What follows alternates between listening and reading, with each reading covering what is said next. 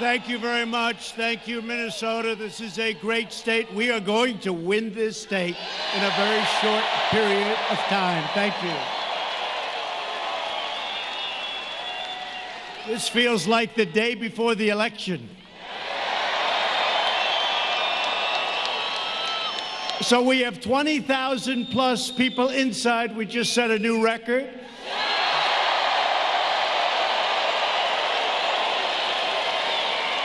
And we have 25,000 people that we still love outside.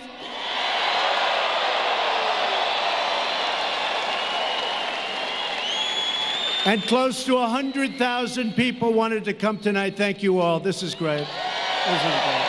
Thank you.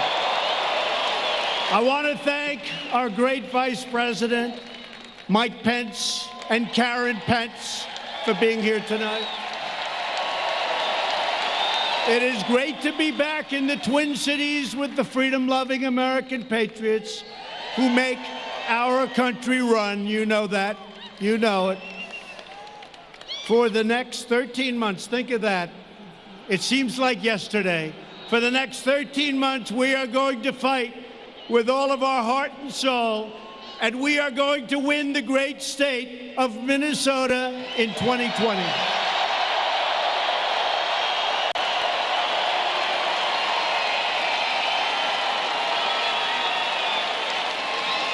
America now has the #1 economy anywhere in the world, and it's not even close. You know, I'm dealing with China right now. They're in Washington. We're going to see if we make a deal. But they want to make it. We're going to determine whether or not we want to make it. But they've been very nice. And today I got a call from one of the top representatives. He said, "Congratulations, Mr. President, on having a truly great economy." That's pretty nice.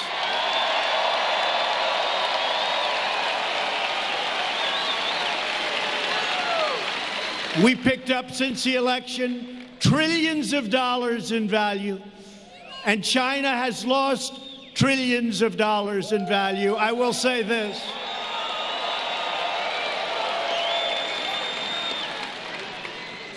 If our opponent had won that election, you know what would have happened? Right now, China would become it would be the #1 economy anywhere in the world, and right now I can tell you they're not even close.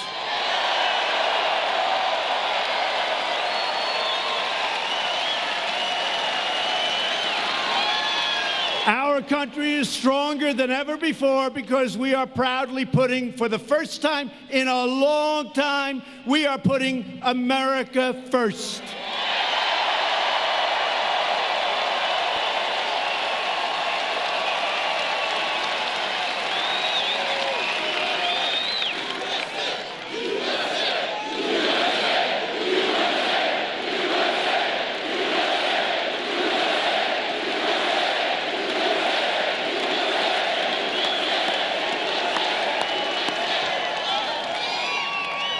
And I have to say, there are a lot of very beautiful red T-shirts in the audience.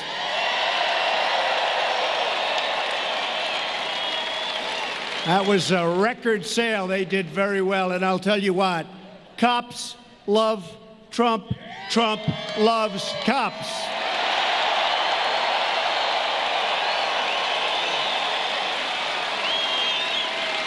Our bold pursuit of this pro-American agenda has enraged, and you know what's happened?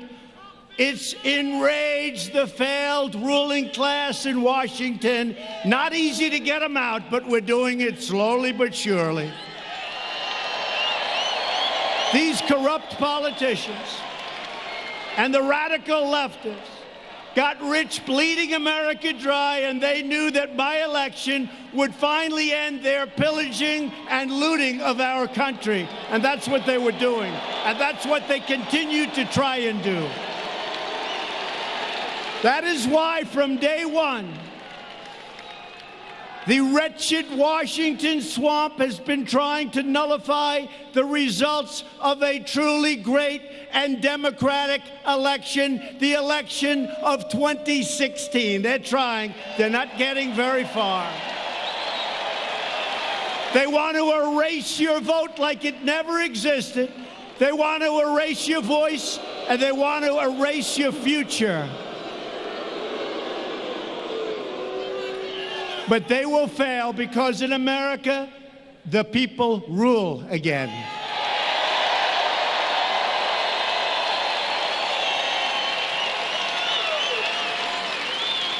Do you remember that just 19 minutes after I raised my hand and took the oath of office, the Washington Post, a terrible newspaper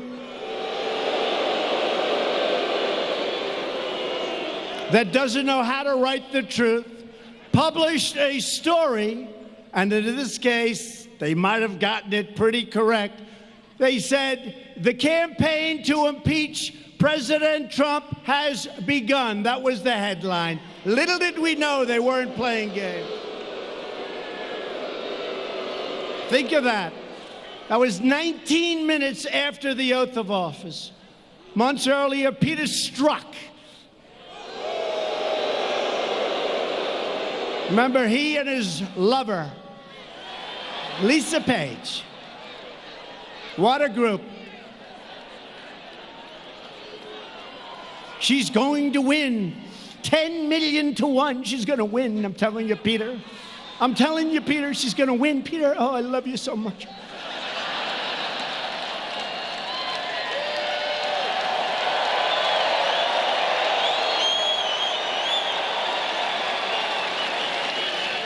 I love you, Peter. I love you too, Lisa. Lisa, I love you. Lisa. Lisa. Oh, God, I love you, Lisa. And if she doesn't win, Lisa, we've got an insurance policy, Lisa.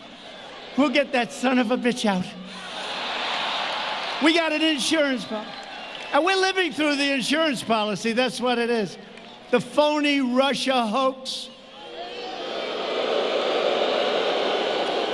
Lisa, I love you. Now, the do-nothing Democrat con artists and scammers are getting desperate.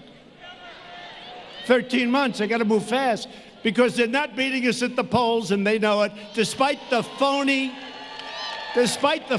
polls that you see all the time. They're phony polls.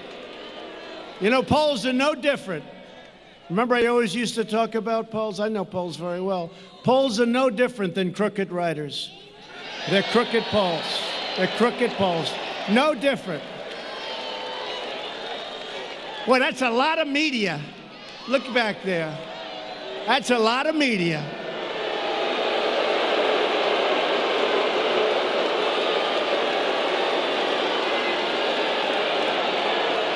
They are so dishonest, and frankly, they are so bad for our country.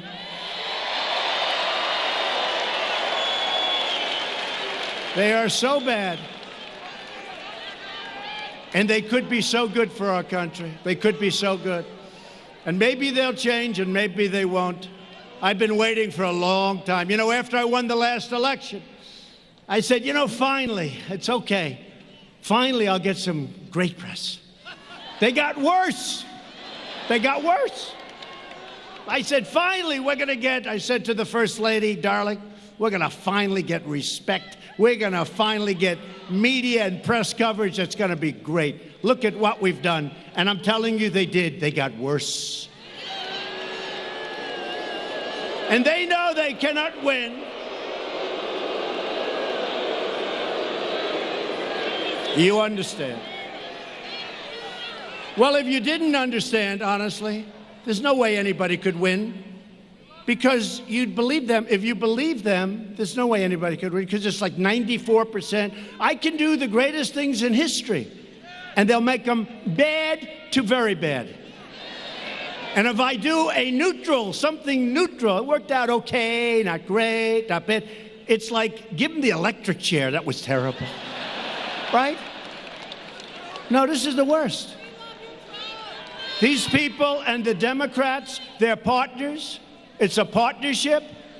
How about on the newscast, like the word manufactured? It's manufactured. And every newscast, tonight in a manufactured deal along the border.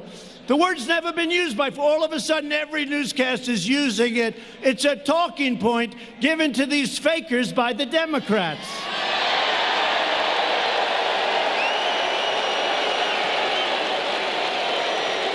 So they know they can't win the 2020 election.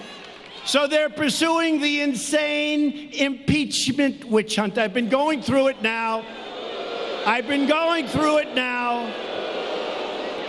For more time than I've been in office because, you know, like Strzok with his insurance deal, this was before, remember this, this was before. That statement was made months before I took office. That statement was made months before the election took place.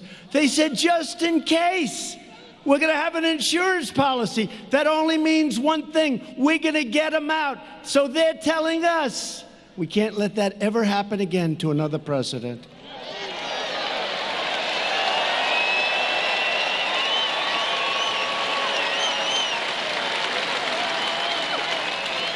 And Rush Limbaugh, Sean Hannity, a lot of people.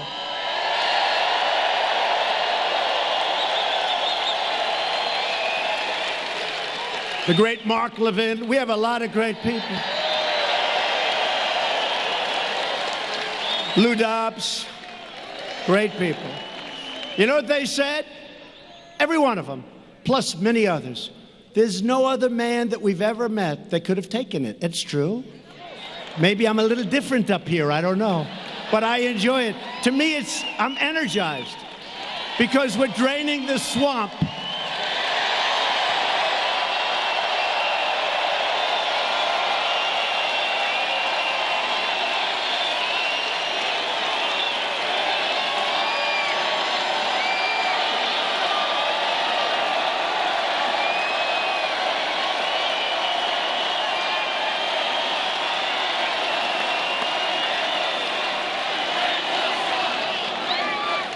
The Democrats' brazen attempt to overthrow our government will produce a backlash at the ballot box, the likes of which they have never, ever seen before in the history of this country.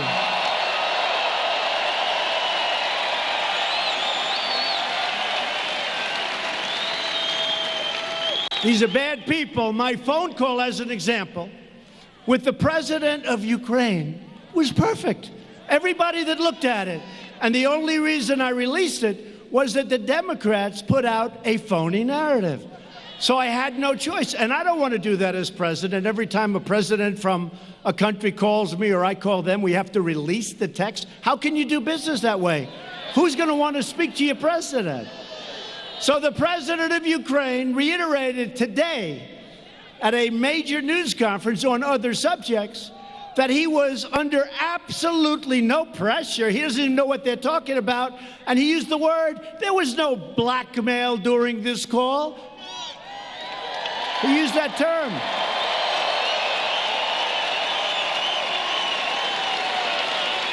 So in theory, that should be the end of it. Think of it. A president of the United States who's made our economy with a lot of help from all of you, frankly, but from Mike and from some of our great senators and some of our great people that we have with us. We made this the strongest economy in our history. We've rebuilt our military. We're taking care of health care like nobody's been able to do. What we've done is incredible. And by the way, we're protecting your Second Amendment. If you don't have me, your Second Amendment is gone.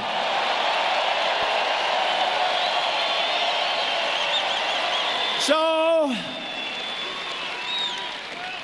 we have the greatest economy, the greatest military. We've rebuilt our military, $2.5 trillion, because when I took it over, it was a mess.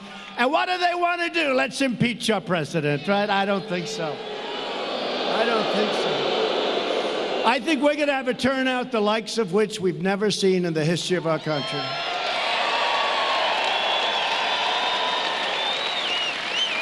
So we were really forced, just to put it away, we were forced. I said, just do it. Got the approval from Ukraine. I have to ask. I said, hey, do you guys mind? They said, that's a strange request. I said, don't worry about it. Do you mind?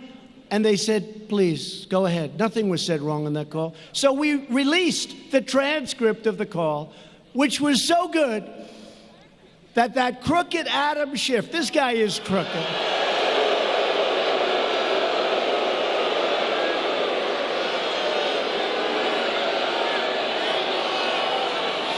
He had to make up a fake conversation that never happened, and he delivered it to the United States Congress and the American people. It was a total fraud. And then Nancy Pelosi said, oh, I think the president said that.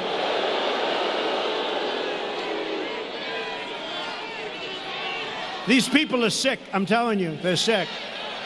And you know what? Had they waited one day longer, they would have had the transcript of the actual call, word for word. It would have been perfect. Instead, they released it. They went early. They said all these horrible things. You know why? Because they never thought in a million years that I was going to release a transcript of the call.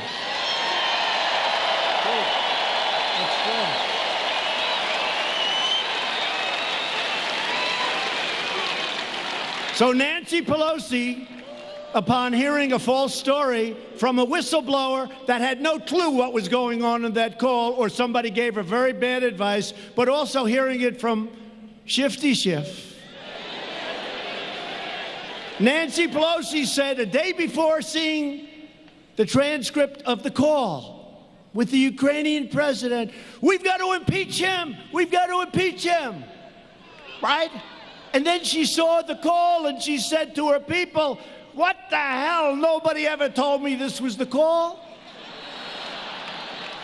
But she keeps going anyway because the press is fake and they play right into their hands.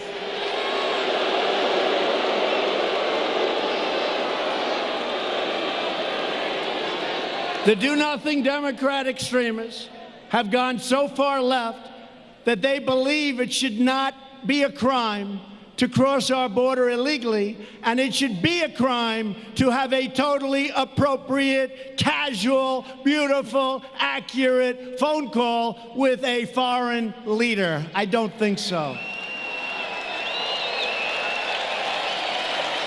As our brilliant White House counsel wrote to the Democrats yesterday, he said their highly partisan and unconstitutional effort threatens grave and lasting damage to our democratic institutions, to our system of free elections, and to the American people. That's what it is, to the American people. It's so terrible. Democrats are on a crusade to destroy our democracy. That's what's happening. We will never let it happen. We will defeat them.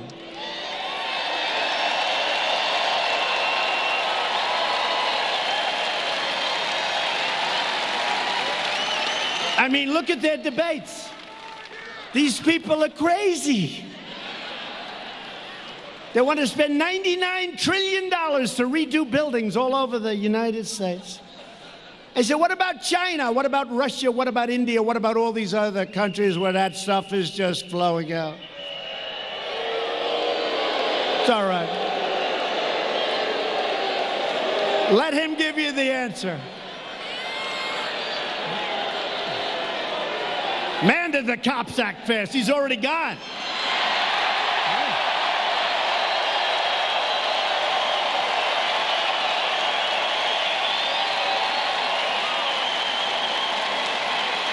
Man, that's unbelievable.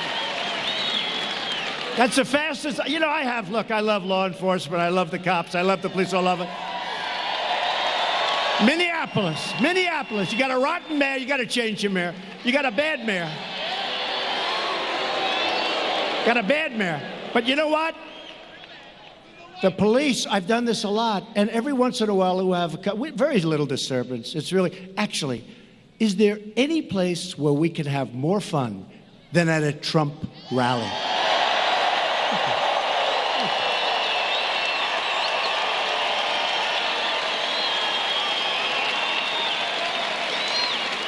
And we've set every record at every place virtually that we've gone. And one of the big musicians said, and Trump does it without a guitar. Can you believe it? Without a guitar. But this guy, so I've had it a lot where, you know, but sometimes it'll take the police like 30 seconds, 50 seconds.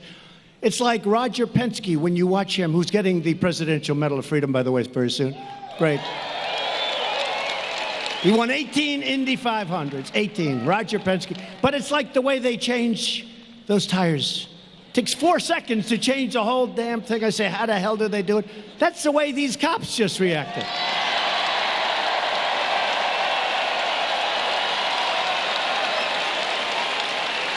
That was a record. I think it was a record. I've had good service, but I've never had anything like that. I look up, the guy is already gone. We love you with the red shirts. So now the Democrats are making a pathetic bid to save Sleepy Joe Biden. And you know what? I'd love to run against him, to be honest. Anybody like that, if you can't beat him in a debate, you got a big problem, folks. Big. You can't beat him in a debate, you can't be president. Because what are you going to do against President Xi and Kim Jong-un? You can't beat Sleepy Joe. And now we're going to meet with Kim Jong-un. I don't think so. But he's totally owned and totally controlled by the Washington swamp for many years. 2 months after President Obama put Joe in charge of Ukraine policy, they put Joe Biden in charge of Ukraine policy. Listen to this, and the press will not write it. They say, in totally unsubstantiated charges, every time they talk about him, President Trump has said that his son walked away with a fortune. Now, you know that's a totally unsubstantiated charge. Really? It's not unsubstantiated, it's fact. Joe's son, Hunter, got thrown out of the Navy, and then he became a genius on Wall Street in about 2 days. By the way, whatever happened to Hunter? Where the hell is he?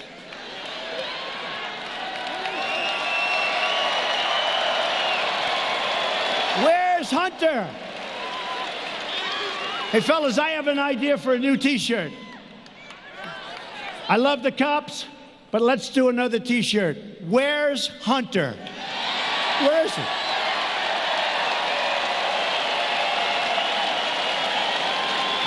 Here's Hunter being examined by Sleepy Eyes Chuck Todd or some of these people. Hunter, it's so great that you're here, sir. Hunter, I know they're giving you approximately $168,000 a month. I hear they paid you a big check of $3 million. I just want to speak on behalf of NBC, who's absolutely one of the worst. I just want to tell you, Hunter, I just want to tell you, I couldn't be happier for you and your family. And I know you don't know anything about energy, and I know it's an energy company, but I think they made a great deal, Hunter. And then they fly to China. And I'm dealing with people right now, they're tough as hell, those Chinese negotiators. And Hunter, who's not too smart, Hunter, he goes in, he has a meeting, he walks out in his fund with $1.5 billion, with a B, $1.5 billion.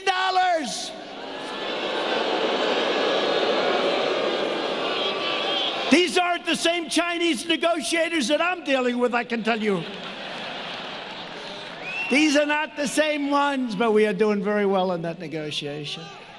Now think of it. Where's Hunter? Okay, get it. So where is Hunter? I want to see Hunter ask these questions. Hunter, you know nothing about energy. You know nothing about China. You know nothing about anything, frankly.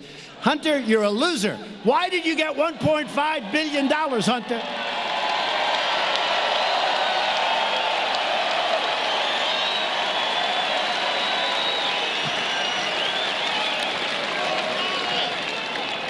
And your father was never considered smart. He was never considered a good senator. He was only a good vice president because he understood how to kiss Barack Obama's ass.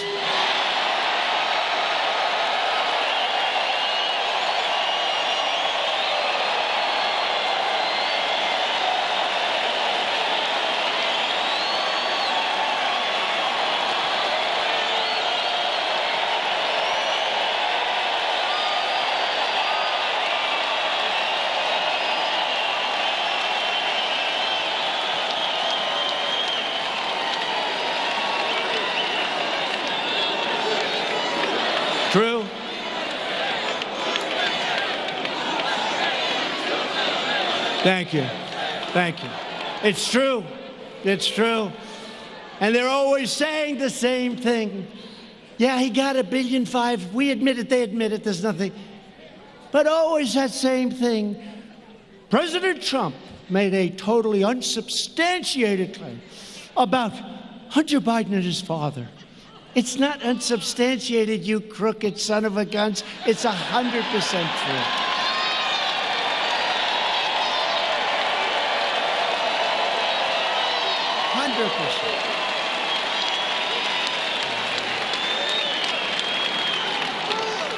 Even the smart guys on Wall Street, and I know all of them, they are smart. They've never seen anything like that one before. I've called them. Does that ever happen? Never happens. Guy walks in, no experience, no nothing. Walks out with $1.5 billion. Gee, flies in on Air Force Two with his father, the vice president. Don't forget, that's when he was vice president. So China gives his son $1.5 billion. How would you like to have Joe Biden take over negotiations right now with China? I don't think so. I don't think so. Meanwhile, Biden allowed China to rip off America for 8 years as vice president, and Barack Obama let him just rob us blind, and we're not doing that anymore. Those days are over.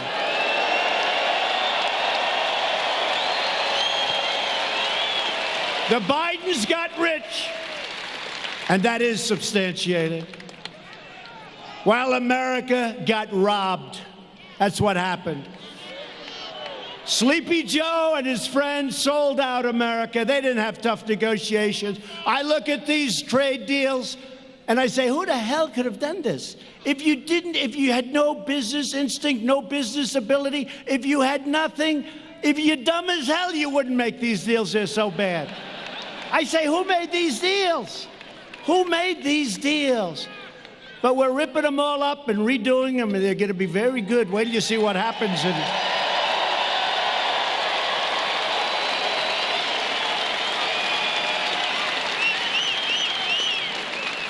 And now that I'm your president, you see it. America is winning again, and we're respected again as a nation.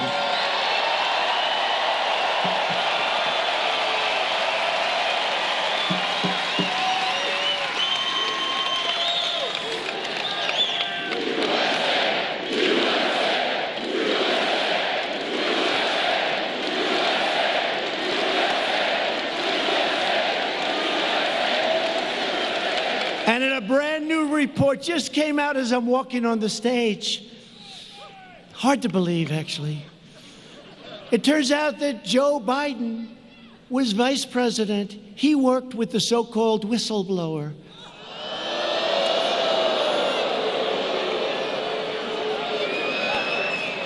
This is nothing but a partisan witch hunt, sabotage, and I'm sure they're going to say it's totally unsubstantiated. But one of them wrote the story. Congratulations, by the way. That's very nice. That's really good. That's the way you should do it. Good, good, good. In the twisted worldview of Democrats and the media, it's okay for politicians to ship our jobs to foreign countries, flood our communities with drugs and crime, and enrich themselves at America's expense. Their treachery is allowed because they go along with the rigged Washington game, and it is far more rigged. When I ran, I thought it was rigged, but this is crazy what's happening. But if you refuse to bow or bend to the Washington swamp, which I could do very easily, I'd be much more popular. Folks, it would be so much easier. You know, very smart, I gotta tell you, isn't it much better when I go off script? Isn't that better?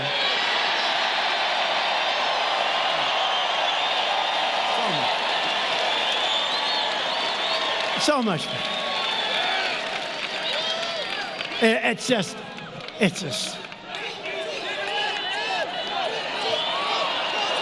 Hey, folks, the greatest buyer of advertisements in the history of the world, Mike Lindell, My Pillow.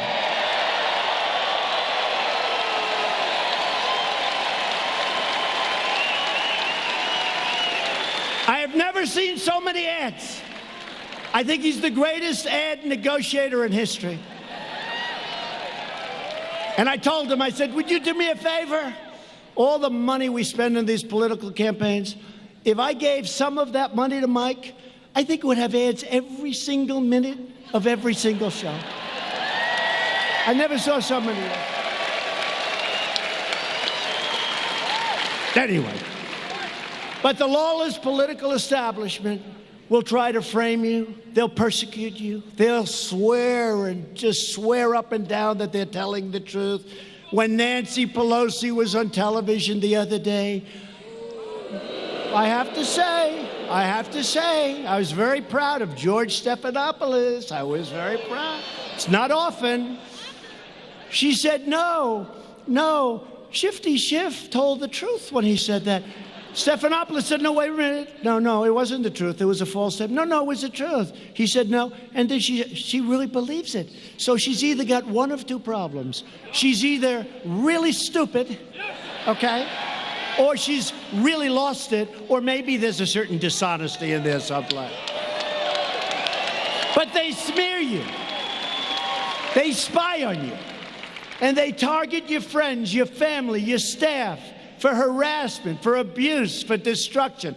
I came down to Washington with incredible people. We won a great political campaign. They were bright-eyed and bushy-tailed. We know that's a nice phrase. They came down. They were happy. They wanted to turn the country around. They wanted to do great things. All of a sudden, they get summoned and they get subpoenaed by Robert Mueller. How good was he as a witness? Not too good. And by people that were, I call them the 13 angry Democrats that turned into 18 angry Democrats. It was disgraceful. So people that were going down, sir, what is this? I look, oh, wow, that's a subpoena. What the hell is this? They took people, I really mean this, they took people that were full of life and energy and vigor. We had just won the greatest campaign in the history of American politics. It's true. It's true. And they destroyed their lives. They destroyed their lives. They went home. I could name many people, one in particular, who came down, an incredible young woman. She was going to help people. She wanted to help people. She had causes that were so good, she wanted to help people. And she ended up going home dark. Her life became hell. They ruined people. They destroyed people. Good people. People that ended up paying far more money in legal fees than they made. They destroyed great people. They're vicious, horrible, and the media was behind every single step.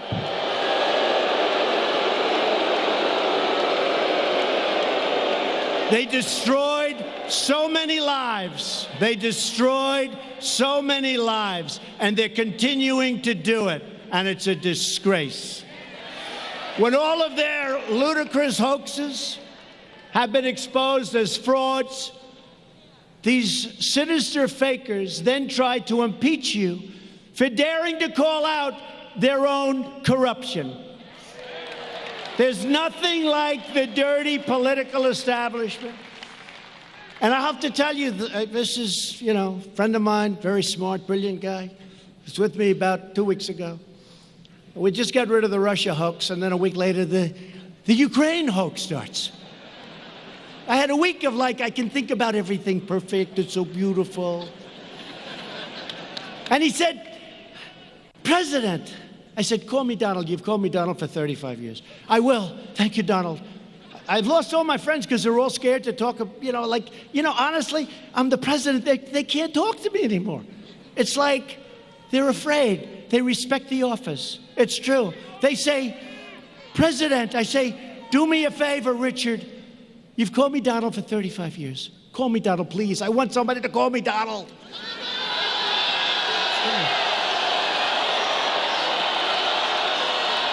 True.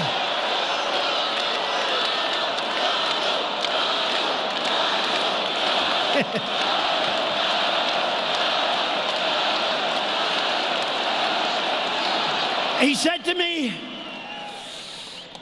I just told him, go, man. He said, President, I can't do it, he said. So I says, President, you've been here now for, think of it, almost 3 years. Can you believe we're here 3 years? It's we.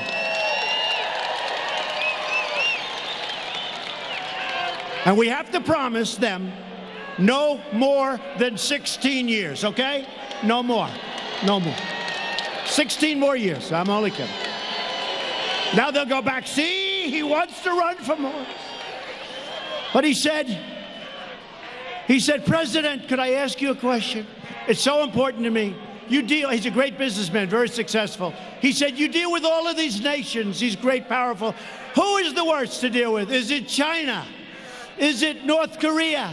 Is it India? Is it Russia? Please tell me, Mr. President, who is the toughest nation to deal with? I said, you're not going to believe this. It's the USA is the toughest nation to deal with. The USA. It's true. Because we're dealing with some very sick and deranged people.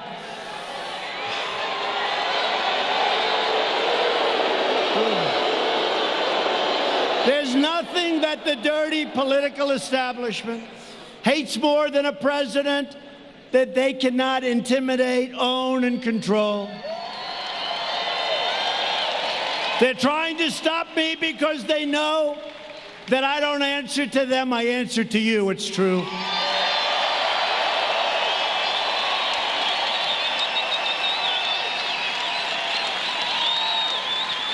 You know, I never say this. I don't think I've ever said it in a speech, but maybe they'll find out if I did. Then they'll give me Pinocchios. He said it before, but I don't know if I ever said it. But you know, I make, as president, about $450,000, right? I give it away. No, wait. I don't care. I never hear anything. Can you imagine if I didn't? I give it away to, you can only give it. You can't keep it. You can't actually make a gift. You can give it to your different agencies. So I can give it to health, I can give it to transportation, I can give it to military, but I give it away all the time, now, and if I ever did, but it's $450. If somebody stays from, let's say, a Middle East country in one of my hotels, and we charge him $392.53 for staying, and I never heard of the guy, and I don't want to hear about him. They say Trump is getting rich off our nation. I lose billions being president. I don't care. It's nice to be rich, I guess. But I lose billions. If somebody rents a room someplace and they pay me 2 months in rent or hotel fees, I never heard of the people. I never know who they are. They say emoluments. Nobody ever heard of the word emolument before. Emoluments. It's the craziest thing I've ever seen. I tell you, it's cost me billions of dollars to be president. It really has. And at some point, I'll probably have to prove that, and I look forward to doing it. It's very easy. It's very easy. And there is nothing that makes me happier than making that decision to run and win and straighten out the mess that these people have created.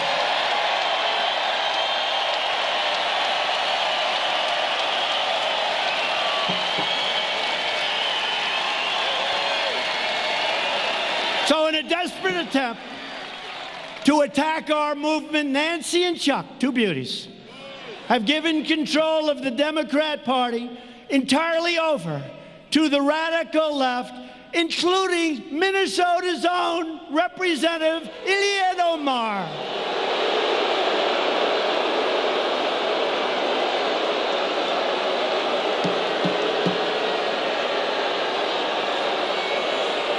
You know, I know you people.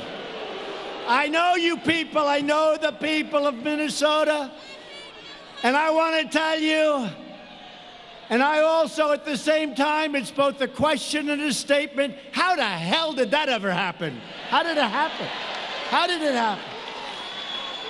Congresswoman Omar is an America-hating socialist. She minimized the September 11th attack on our homeland, where far more than 3,000 people died, saying some people did something. Big deal. Some people did something.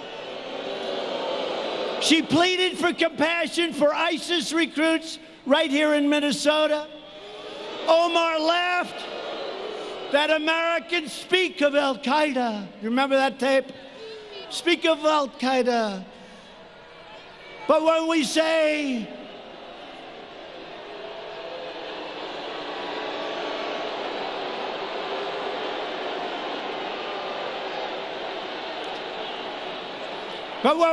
something about the United States, you just don't say America with any intensity. Remember that? Representative Omar has a history of launching virulent anti-Semitic screeds, whether you like it or not.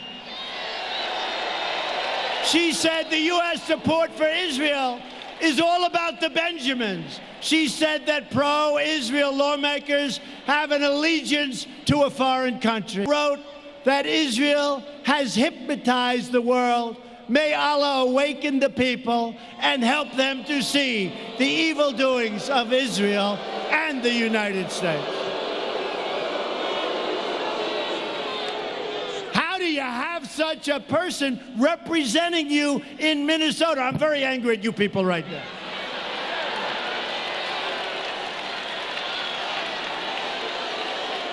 She is a disgrace to our country, and she is one of the big reasons that I'm going to win and the Republican Party is going to win Minnesota in 13 months.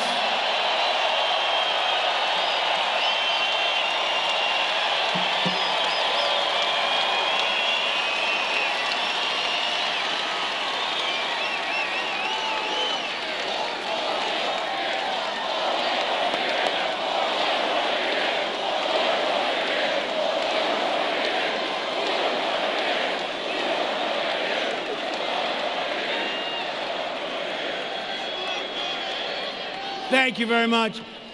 So we're honored to have with us today a special guest, a man that really is a terrific, talented writer.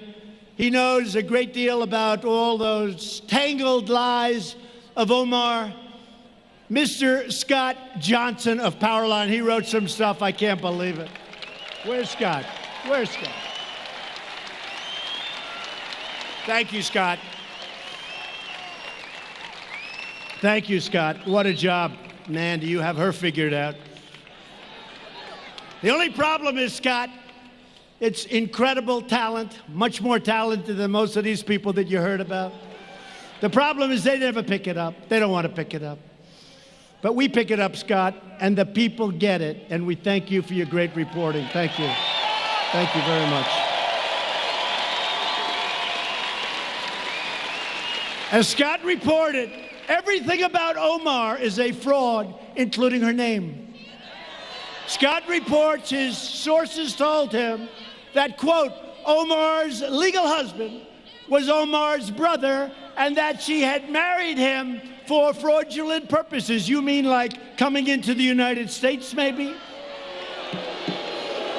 And as Scott says, we have seen a plethora of congressional scandals in our history, yet we have never seen scandals like Omar's in Congress, and nothing gets done about it. I hope that some of you people are looking, because what AOC has gotten away with campaign financing and what I call it AOC +3, that's what it is, and Omar is one of the three.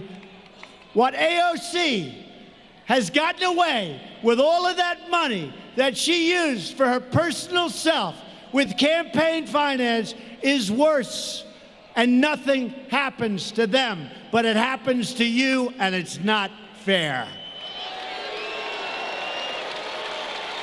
The fact is, we're in a struggle for the survival of democracy in America. The only message these radical socialists and extremists will understand is a crushing defeat on November 3rd, 2020.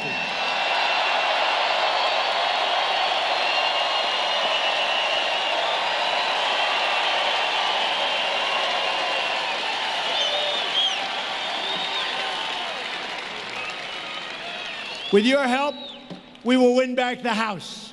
We will keep the Senate. And we will win the White House. And we're thrilled to be joined tonight by some incredible people that have helped me so much. One of your tremendous, talented, tough Congressman, Tom Emmer. Tom.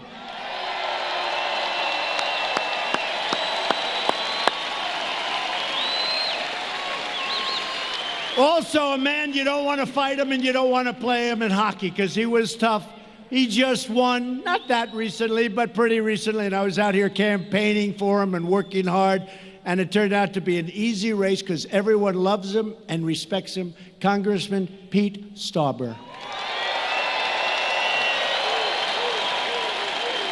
And a man who gets in the trenches, and he just doesn't care. He wants to win for the people. He loves you. He loves this state. He loves this country.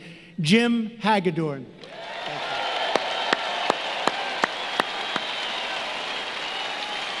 And a great friend of mine with his incredible family. He's a friend. He's smart. I guess you'd say he's brilliant. His education is incredible. His military career has been incredible. Then he ran for office, and now he's a United States Senator from the great state of Arkansas, Senator Tom Cotton.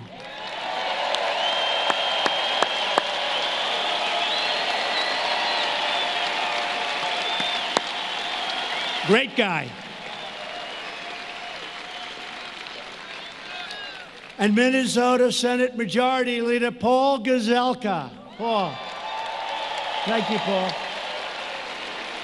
Minnesota GOP Chairwoman Jennifer Carnahan. She's been incredible.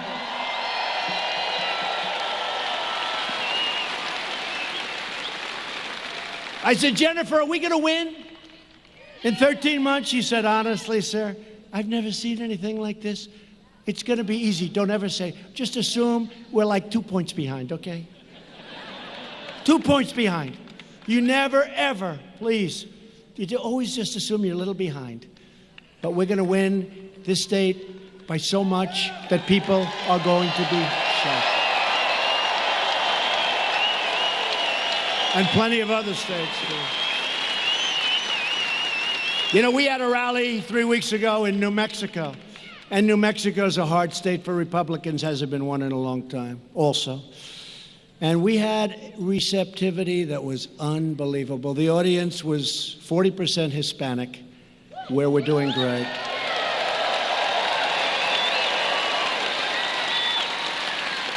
And you know, Hispanic, they understand borders better than anybody, better than we do. They understand safety. They understand their job. They don't want people taking it away. They don't want crime. They understand it better. That's why we're doing so well. But we're in New Mexico, and I'm telling you, that was electric. But honestly, all evenings are electric. We haven't had any bad ones. We haven't. They're all electric. A woman who headed up the great state of Michigan for me, a state that hadn't been won in a long time by a Republican, for whatever reason, but it hadn't been won. I guess we didn't have the right candidates, right? But a woman who would call me constantly. I'd say, I don't want to talk to her. She's giving me a headache. Sir, if you make one more trip, you're going to win Michigan. I say, all right. I make the trip. I go back home. I get a call the next morning, sir, we need one more. This went over and over and over. And we ended up winning the state of Michigan.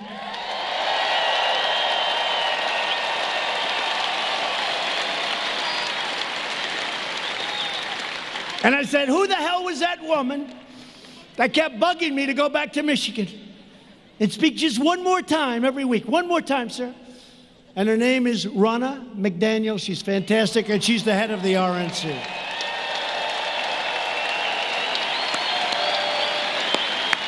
She's great.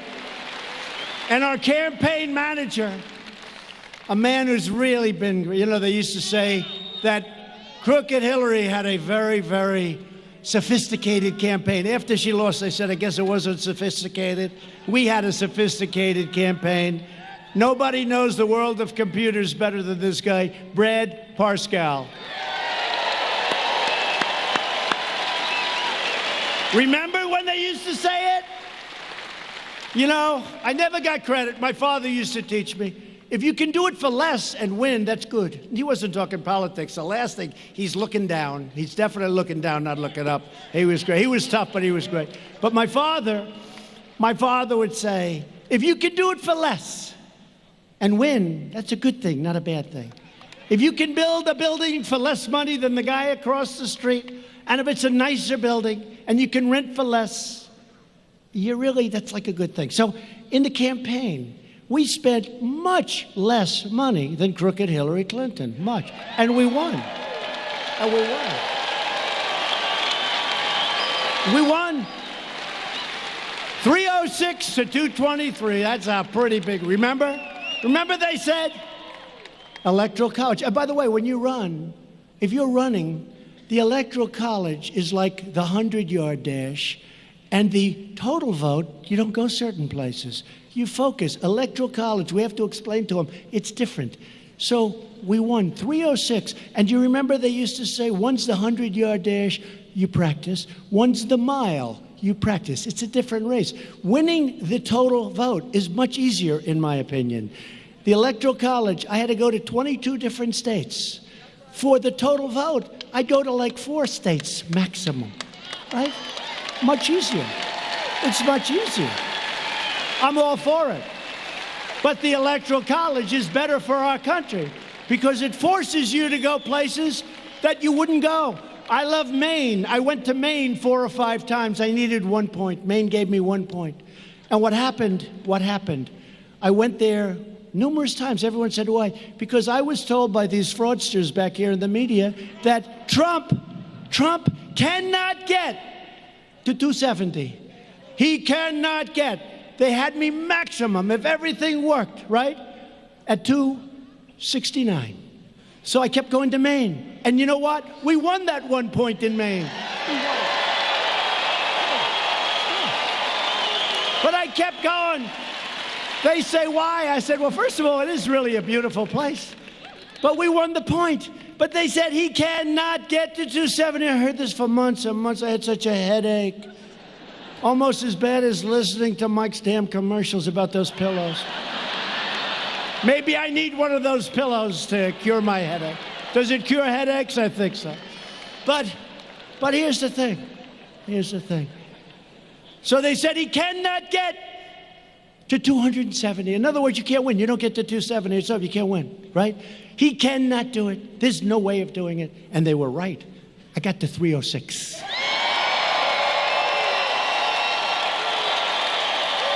They were right.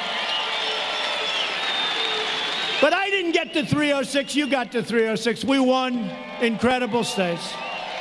We won incredible states. We won Wisconsin. We won Michigan. We won Pennsylvania.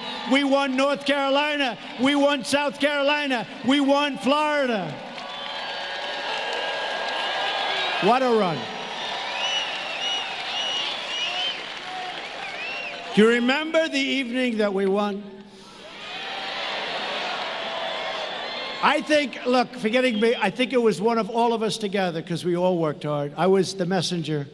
But we all worked hard. That was our victory, not my victory. But that was one of the greatest nights in the history of television. One of the greatest nights. And hopefully it'll go down when we're allowed to get all of this stuff seeded. You know, it's like a tree. You plant it, it has to go, but it needs a little. That's why we need the 4 more additional years. It's got to grab on and catch. So they can't destroy it.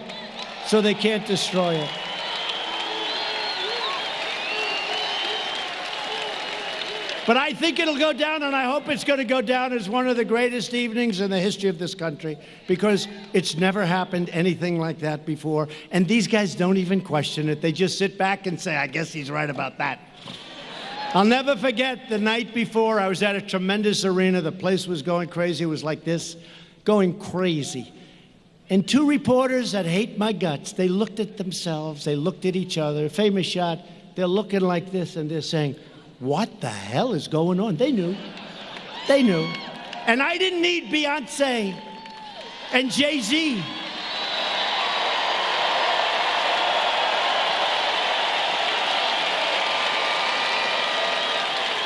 And I didn't need little Bruce Springsteen and all of these. They got all these people. They'd come in because you couldn't get a crowd. They'd come in, they'd sing, they got Bruce Springsteen. Okay? He'd do about 2 songs and leave. What happens is they leave and then everyone leaves with them. And she's still speaking in front of the same lousy crowd. It's craziest thing I've ever seen. And then they complain sometimes I'll use a terrible word like hell. The other day I used the word hell. I got hell from... They said he used terrible language. I used the word hell. It was so bad. But you got to hear Jay-Z, the words he was using. He was using the F word all over the place. And then the next day they say, I use bad language. The word hell is a terrible word. These people are sick.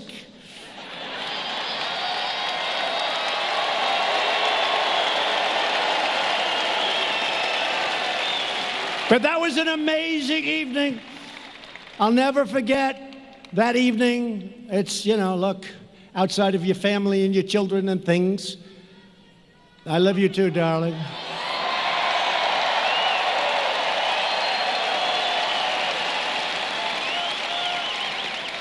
It was one of the highest rated evenings in the history of television. You add up all those networks. Remember the woman crying? Oh, my God.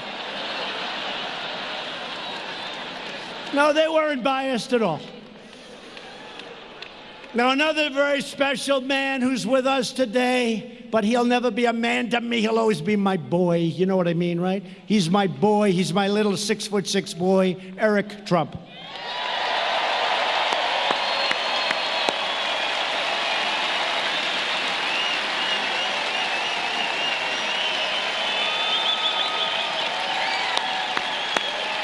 And the parents understand that, right? They may be big and strong and older, and to a parent, a child is always their boy or always their little beautiful girl. And I know that's probably politically incorrect. They'll say, it was terrible what he said about women. Terrible. But they're our boy and they're our girl, and it doesn't matter how old we get and how old they get. Is that a correct statement? And I'm also proud to endorse your next Republican senator from Minnesota, a man that I've known, a man that is tough and smart, a man that's running against somebody that's never done a damn thing in the Senate, Mr. Jason Lewis.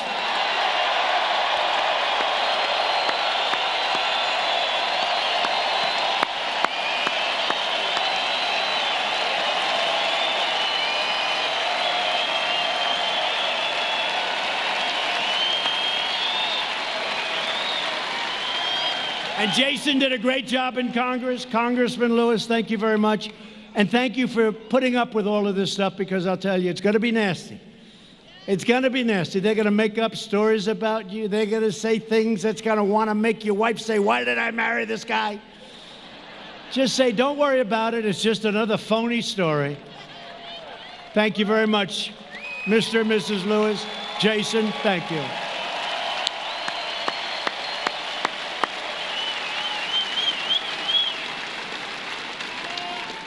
And Jason, they can't say that about Tom Cotton. He's too perfect, this guy. He can't say it. They can't say it about you, Tom. Anyway, good luck, Jason. Do well.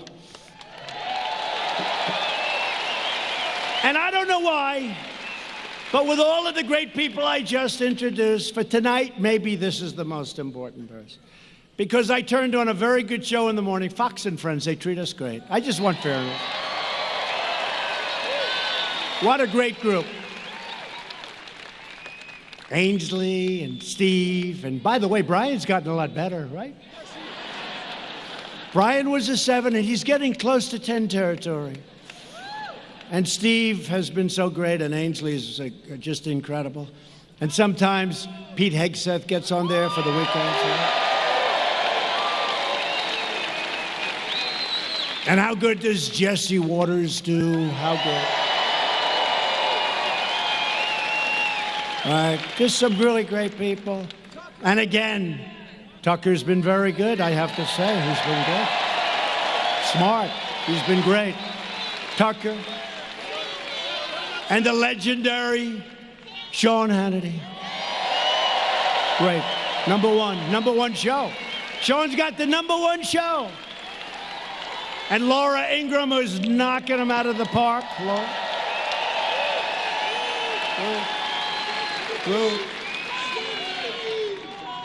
And you go over Maria Bartiromo. And the great Lou Dobbs. How good are they? Lou Dobbs. And many more. And many more. How about Greg? Greg used to hate me. Now he's good. Oh, we can't forget Judge Jeanine.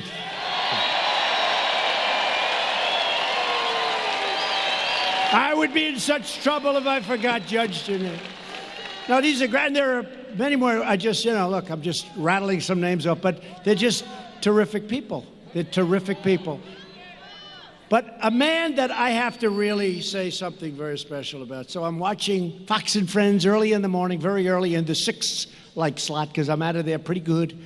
And I see a handsome young man named Bob Kroll, Cops for Trump. And he's talking about this lousy mayor they've got. Now, he didn't quite say that, but I say it. He's talking about this lousy mayor that won't let the cops, the police, the law enforcement. My father always used to say, son, he meant it too, never say cops. It's disrespectful. Say police officer. I say, okay, Bob. But honestly, the truth is, with time, I love you guys. Whether you're cops, police officers, law enforcement, I'll call you whatever you want. It doesn't matter. You are so great, so respected. You don't even know how much our public loves you. You don't know it. You don't know it.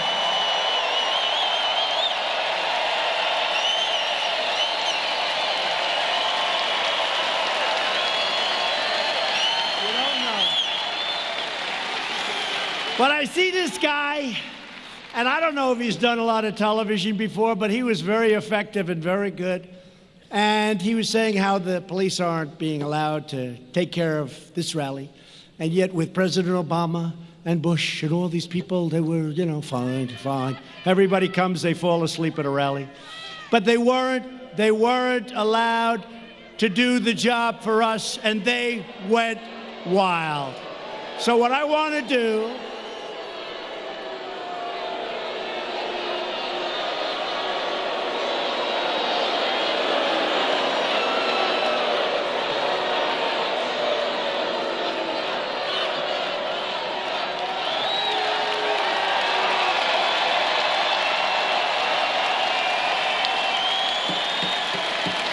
go home to mommy. Mommy says, I saw you on television tonight. I love Trump. Don't you ever do that again. Yes, Mom. Yes, Mom.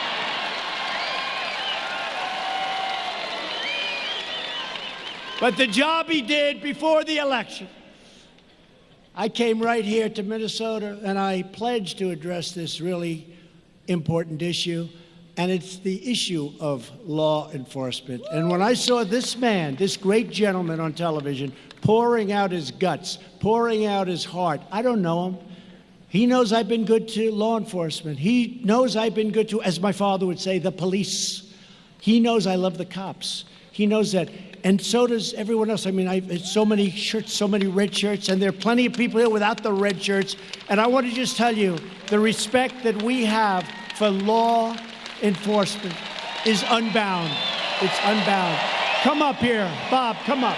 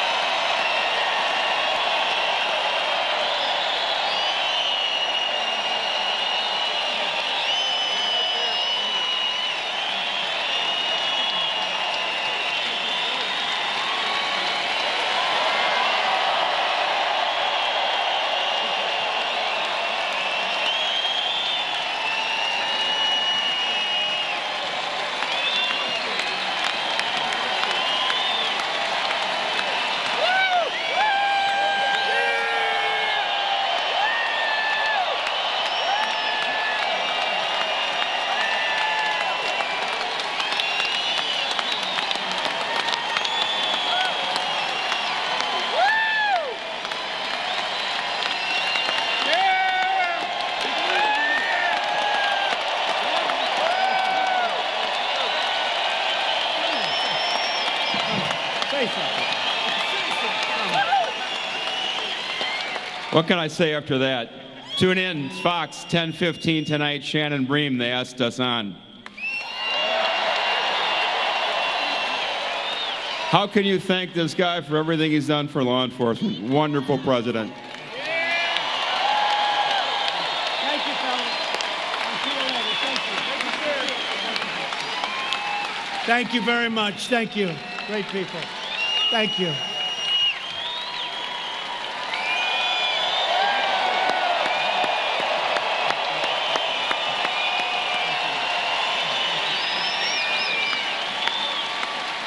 What a group.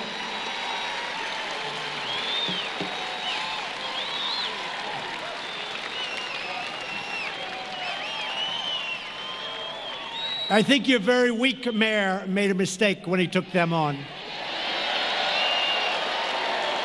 As you know, for many years, leaders in Washington brought large numbers of refugees to your state from Somalia,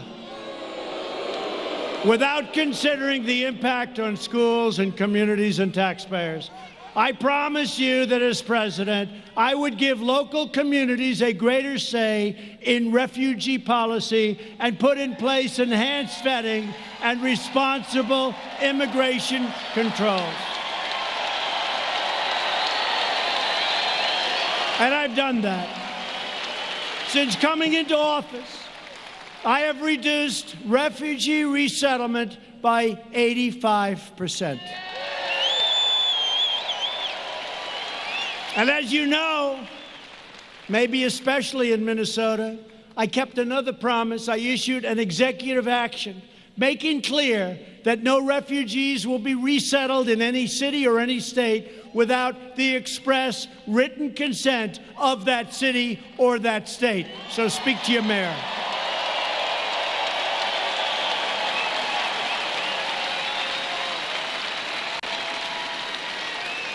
You should be able to decide what is best for your own cities and for your own neighborhoods, and that's what you have the right to do right now. And believe me, no other president would be doing that.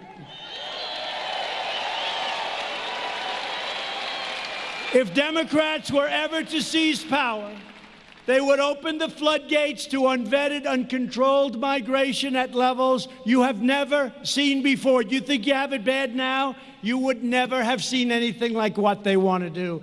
But in the Trump administration, we will always protect American families first, and that has not been done in Minnesota.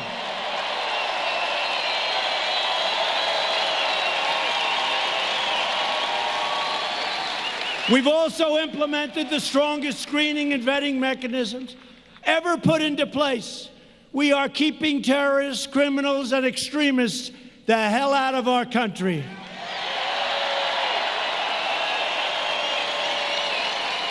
And I want to thank the country of Mexico. The president of Mexico has been incredible. We have now 27,000 Mexican soldiers. They're great and they're tough, and they are now protecting our border, and those numbers have gone down like this.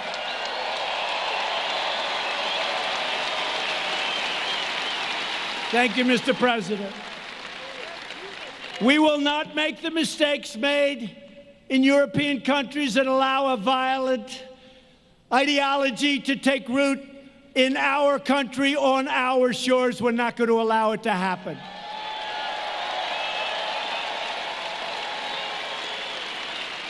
And as you all know, to protect our citizens from those who would do harm to us, I instituted a very controversial, very hard to get travel ban on some of the world's most dangerous countries.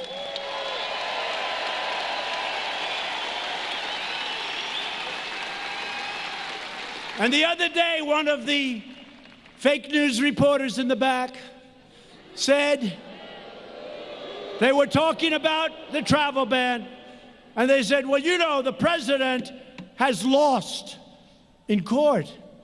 They said, where? On the travel ban. And he's right. I lost, and then I lost at the appellate division, and then I won at the United States Supreme Court.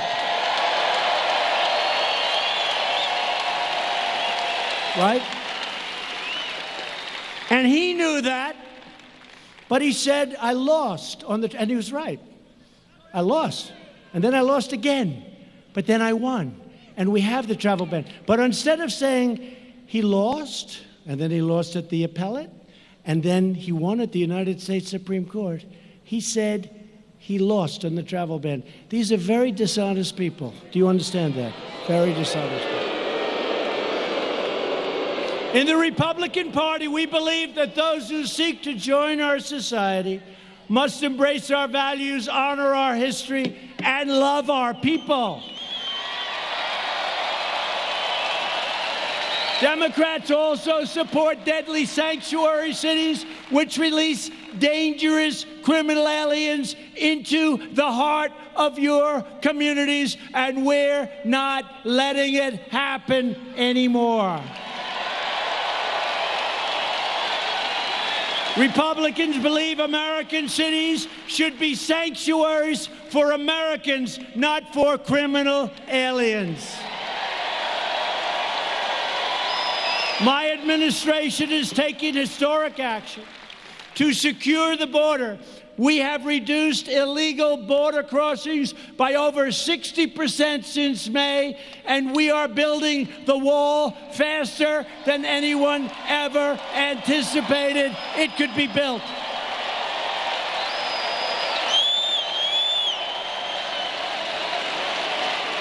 And this is a serious wall. You've all seen it. It's going up rapidly. And you think that was easy? I had every Democrat in Congress fighting me. I had a lot of the rhinos fighting me. They say, see, he's not getting it built. He's not getting. Let me tell you, you have every Democrat fighting you. We took it from here, and we took it from there, and we took it from all over the place, and we got that thing. That's the biggest patchwork of financing you've ever seen. And that sucker is going up, and it is the finest. It is the strongest. It's largely 30 feet tall, which is the maximum height that they wanted.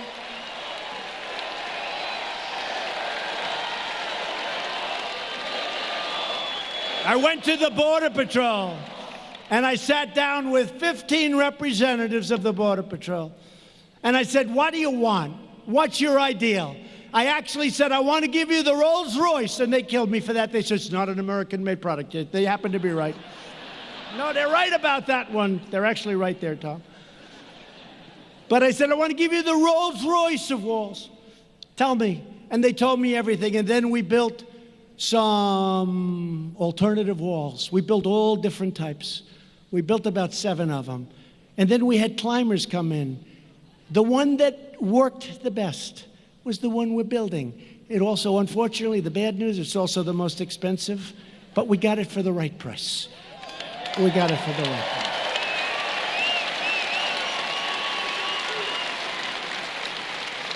It's steel, it's hardened concrete, it's deep, it's high, it's a thing of beauty.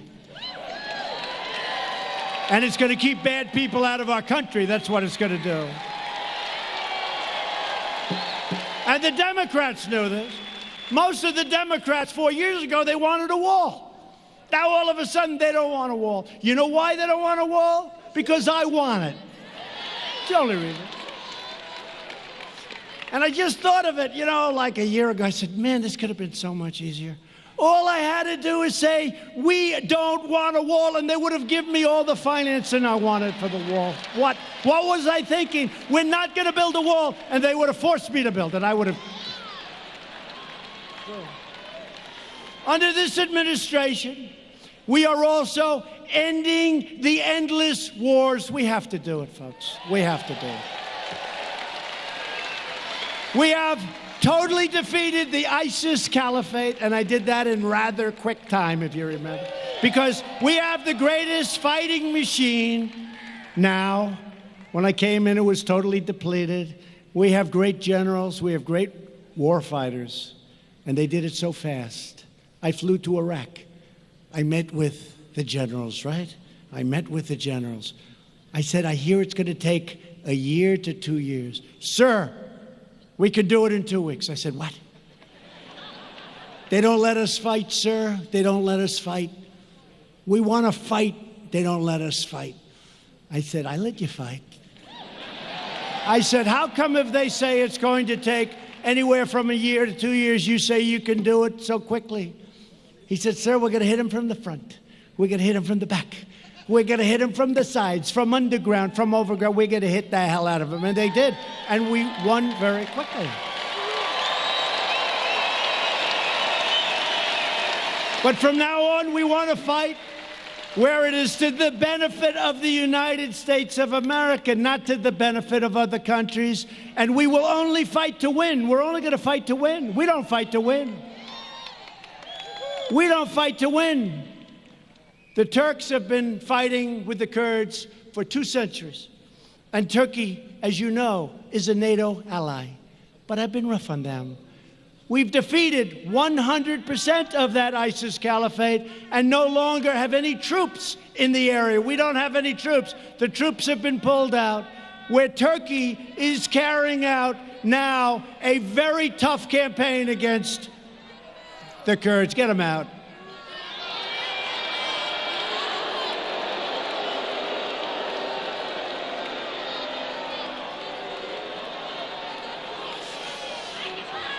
So Turkey is right now waging a very tough campaign against the Kurds. We got along with the Kurds, and we help the Kurds. And don't forget, they're also fighting for their land. You know that. But they're fighting. So we have 3 choices. You ready? Here are the 3 choices. We don't have any soldiers there because we've left. We won. We left. Take a victory, United States. We left. Take a victory. Take a victory. Bring our troops back home. I told the story yesterday. I have to sign letters. It's the hardest thing I have to do. I sign letters. Dear Mr. and Mrs. Smith from Arkansas. Dear Mr. and Mrs. Jones from Alabama. Dear Mr. and Mrs. somebody from some great state. I'm sorry to inform you, your son has been killed in combat. I'm so sorry. And every letter is individually done because sometimes the parents, they're grieving and they get together with other parents and I don't want to see that it's like the same letter. So we do different letters. It's the hardest thing I have to do. Hardest thing. It's the hardest thing I have. I was telling Tom Cotton, it's the hardest thing that I have to do. And I signed those letters, and it just breaks your heart. And by the way, there's a time to fight. Nobody fights harder than I do, but there's a time and there's not necessarily a time. But I send these letters out, quite a few, and sometimes I send letters out. It's called Blue on Green, where we're teaching people how to fight, and then they turn the gun on our soldiers and shoot them in the back. And that's the hardest thing for a parent. I have all of them. I know every one. That's the hardest thing for a parent, when they get notification because they learn how their child has died. When the so-called people that we're teaching how to fight turn the gun on them and shoot. We've had a lot of that, a lot of it in Afghanistan, more than we've ever had proportionally before. It's a horrible, horrible thing. But I have to sign these letters. And sometimes I go out to a place, Dover Air Force Base. It's a very tough experience. Mike Pence goes. I go. Other people go. Tom Cotton goes. We go out there and we meet the parents and the families, the wives, the children, the sisters, the brothers. We meet them and we talk to them. And their son or daughter is being flown in from some faraway place in a coffin. And these things are just impossible. I don't know how parents can do it even. And I'll meet them. And we have a particular colonel, that's all he does. So good, so professional. And that's what he does. He said, I greet the dead, sir, I greet the dead. And what happens is this big, incredible machine flies in, this tremendous cargo plane. And it flies in, so powerful, so big. And I'll be talking to some of the parents, and they'll act like They're fine. I said, how are you doing? We're fine, sir. We're fine. We're really good. I said, that's great. And I'll tell the colonel, I'll say, Colonel, I think they're doing great. No, sir, they're not going to do great. You'll see. And I didn't know what he was talking about. This is the first time. And then we went outside to the runway, and this incredible machine is flying in, and it lands, and it comes over, and it pulls up, and we have military guards, we have incredible, talented musicians that do this. That's what they do. And what happens is that door opens up, and the colonel told me, he said, sir, when that door opens up, those same people that you think are okay do things that you'll never see. You will hear sounds like you've never heard. That's what he does. And I saw that door open up with a coffin, with a flag over it. The door is open, and these beautiful soldiers, 5 or 6 on each side, lifting the coffin and walking down the runway, the plank they call it, off this cargo plane. And I see parents make sounds that were just 20 minutes ago absolutely fine, make sounds, scream and cry like you've never seen before. The colonel was telling me that, sir, you'll see things that you've never seen before.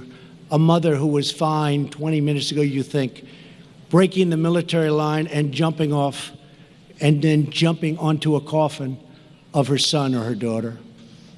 Jumping on top of the flowers, on top of the American flag. I've seen this. And then I have all these people that want to stay. They want to stay. And I don't want to stay. We were supposed to be in Syria for 30 days. We've now been there for 10 years. We were supposed to be in Afghanistan for a short period of time. We're now going to be there for close to 19 years. It's time to bring them home. It's time to bring them home.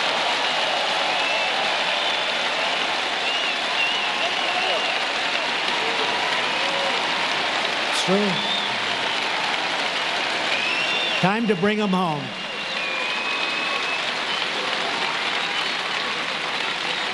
We've done our job. We've defeated everyone that we're supposed to defeat. And now we are policing. We are now policing. That's what we're doing. We're policing.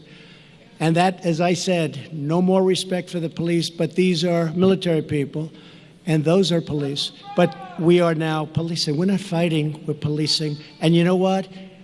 After all of these years, and one other story, and I have to tell you, I go to Walter Reed on Friday, and I do it quite often. I gave out 5 Purple Hearts, and I meet people that are so beautiful, so amazing. I met 5 warriors, and one was so badly hurt with a loss of arms and a leg.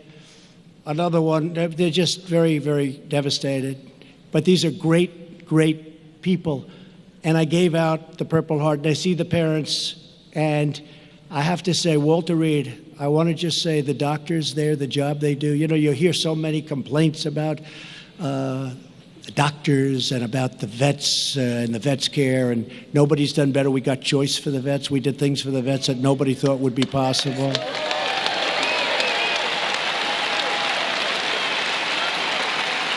But I saw these young men, and I gave them their Purple Hearts, and their parents were there crying. And one of them was so amazing. I said, what's your problem? Sir, my face was blown apart. My nose was absolutely just blown apart. He said, sir, it's incredible. And I looked at him and said, that's the most beautiful nose I've ever seen. What do you mean? He said, a doctor worked on my face for 10 hours in the field. He said there were 1,000 fragments. Now, I don't know if that's right, but, well, a lot. He meant a lot. He said there were 1,000 fragments. He rebuilt my nose with glue. He glued the bones together. He rebuilt my nose. I say, you have the most beautiful nose I've ever seen, and it's true. And his father came over to me. He said, sir, father was crying. He said, sir, honestly, my son looks better now. He said, my son did not have a good-looking nose. Now look at it. It's beautiful. It's beautiful. But these doctors at Walter Reed and these Army and Marine and the medical doctors, they are unbelievably great people. And they see sights that you and I hopefully will never see. They see things that nobody will ever see. And there's nobody like them. And I have to give a shout out to those people. There's nobody like them.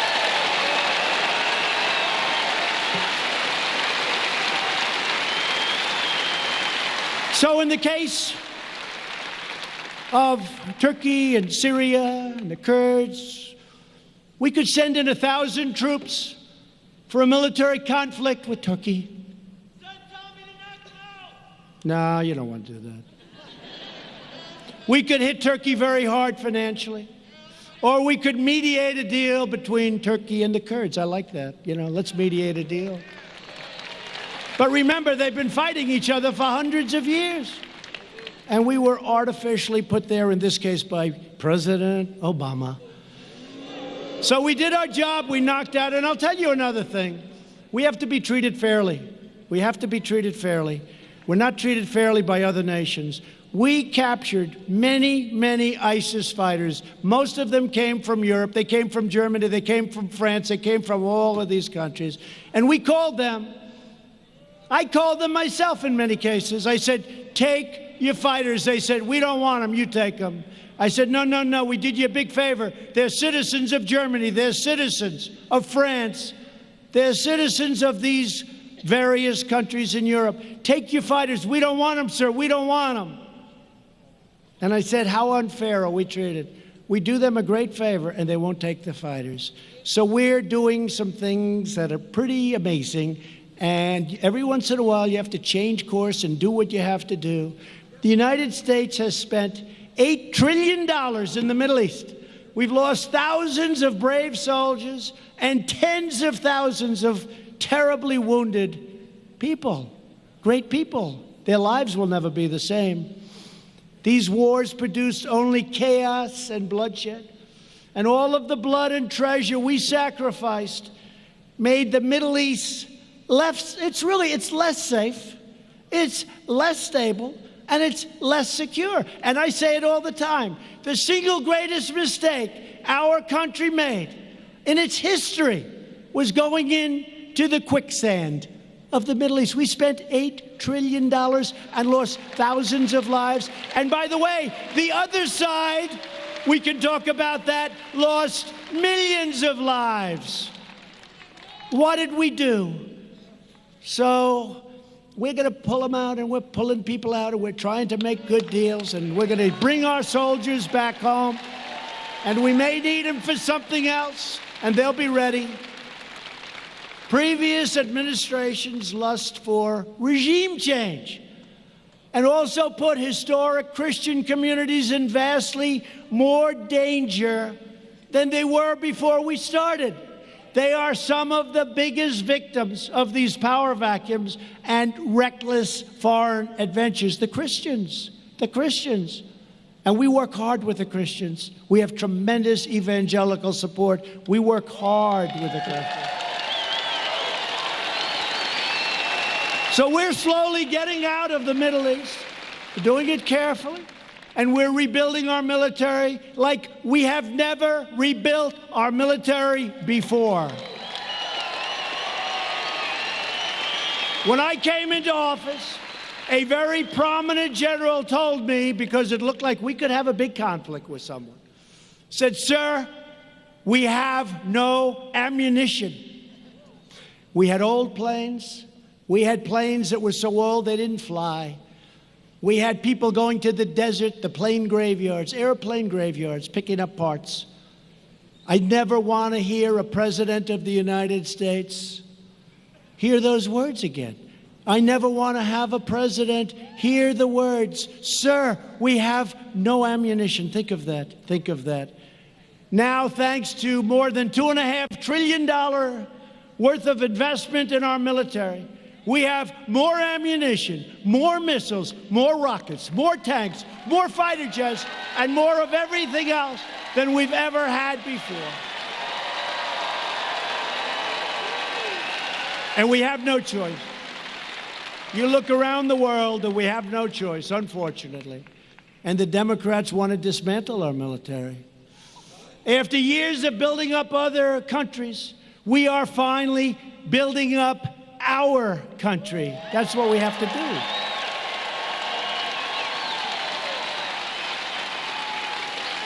We're replacing the disaster known as NAFTA with the brand new U.S.-Mexico-Canada Agreement, USMCA, a giant victory for our farmers, ranchers, workers in Minnesota.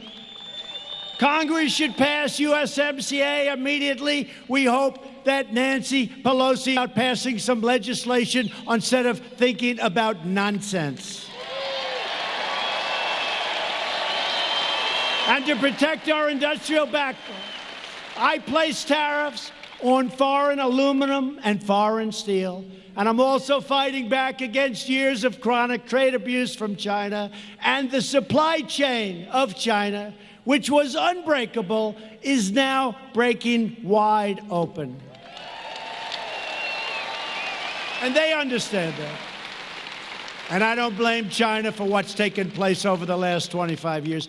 I blame the people that led our country, that let that happen, where hundreds of billions of dollars a year was taken from our country to build China. It's not China's fault.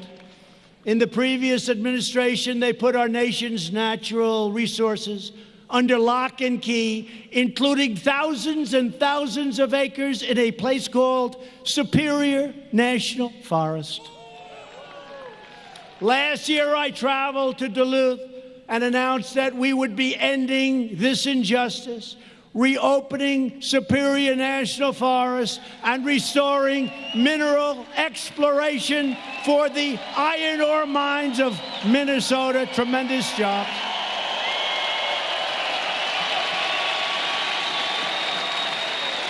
And now the Iron Range is back in business.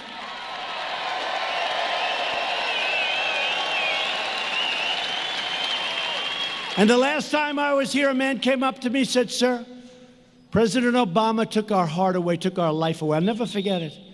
A man, strong guy, had tears in his eyes. He said, "You gave us back our life because they took it away from him. We gave it back." Best iron ore there is anywhere. My administration is also fighting the Democrats' socialist health care agenda that would obliterate Medicare. Republicans will protect Medicare, and we will always protect patients with pre-existing conditions.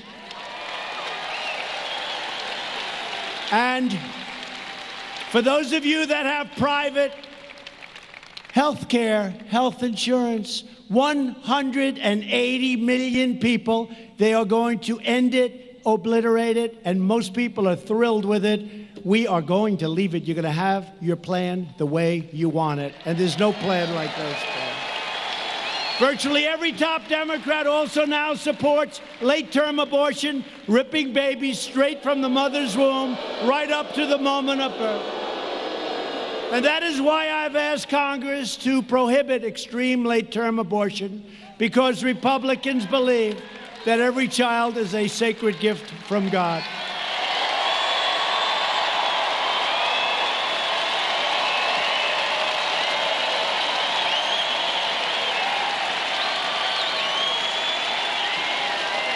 Democrats are now the party of high taxes, high crime, open borders, late-term abortion, socialism, and blatant Washington corruption. The Republican Party is the party of the American worker, the American family, and it's the party of the American dream.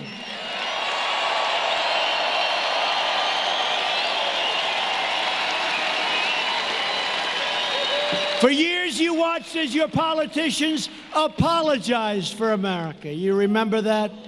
T, I'm sorry. I'm so sorry. Now you have a president who is standing up for America. We are standing up for Minneapolis, and we are standing up for the great state of Minnesota.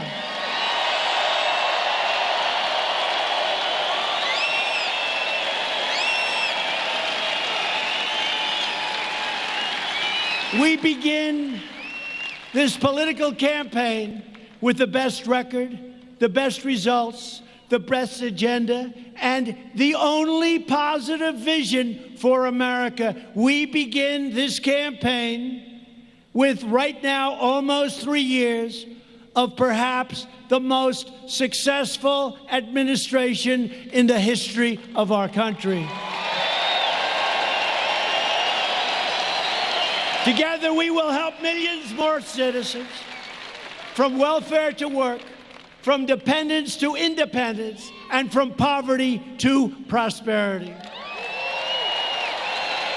With your help, we will re-elect and we will elect a Republican Congress to create a safe, modern, fair, and lawful system of immigration. We will enact trade deals that ensure more products are proudly stamped with that beautiful phrase, made in the USA. We will achieve new breakthroughs in science and medicine, finding new cures for childhood cancer, and ending the AIDS epidemic in America within 10 years. Nobody thought that could be done. Gonna be done. We will defend privacy, free speech, free assembly, religious liberty, and the right to keep and bear arms.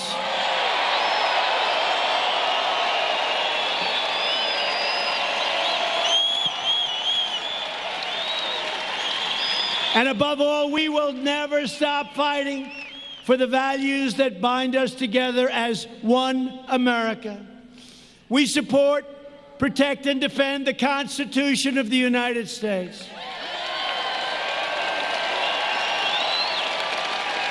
We stand with the incredible heroes of law enforcement. We believe in the dignity of work and the sanctity of life. We believe that children should be taught to love our country, honor our history, and always respect our great American flag.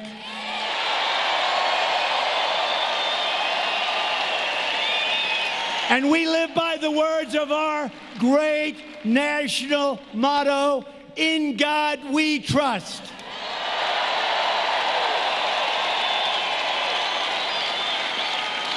We stand on the shoulders of American patriots who built this country into the greatest nation ever to exist in history. Our ancestors crossed the oceans, settled the continent, tamed the wilderness, revolutionized industry, pioneered science, won 2 world wars, defeated fascism and communism, and put a man on the face of the moon.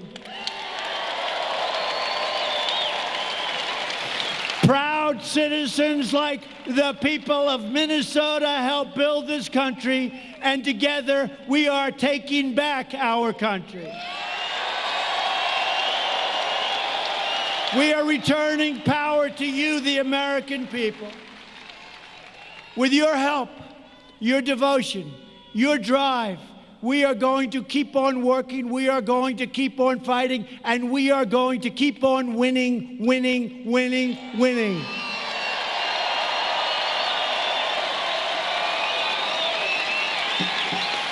We are one movement, one people, one family, and one glorious nation under God.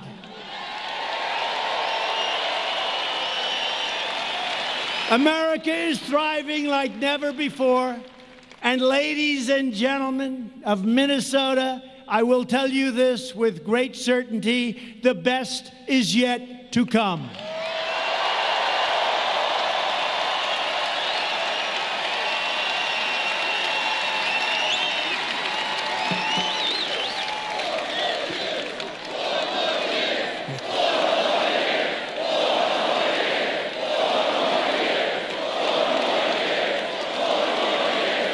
Thank you very much. And just in concluding, together we will make America wealthy again. We will make America strong again. We will make America safe again, and we will make America great again. Thank you, Minnesota. Thank you.